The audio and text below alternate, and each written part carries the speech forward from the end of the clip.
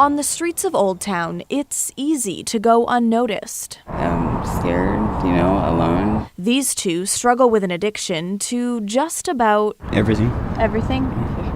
A lot of us don't know where to start or where to go for any kind of services. It's that disconnect Portland Police is now trying to fix. So we're trying to kind of break that cycle now by just starting to, introduce people to service providers who can come out on the street that moment and hopefully make those connections that, convince people to go into recovery. It's a new approach to addiction that hit the streets Wednesday morning. Today is a pilot project. This is the first day, very early stages. So when we interact with folks on the street who are actively using them in public spaces and they express any interest in getting help, we're able to connect them in that moment with a social worker and then hopefully steer them into treatment.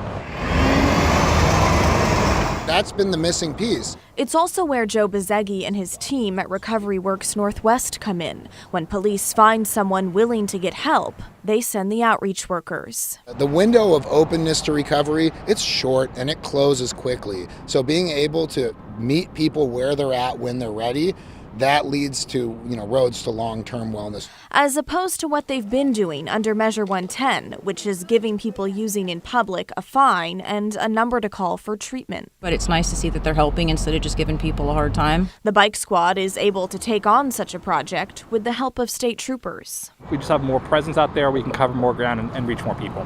It would give them a chance to see us as actual people.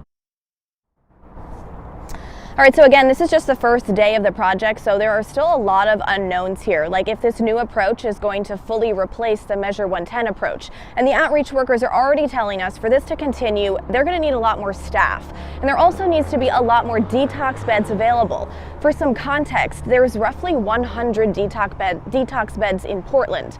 But as we can see, the need is far greater than that. China? Blair, thank you.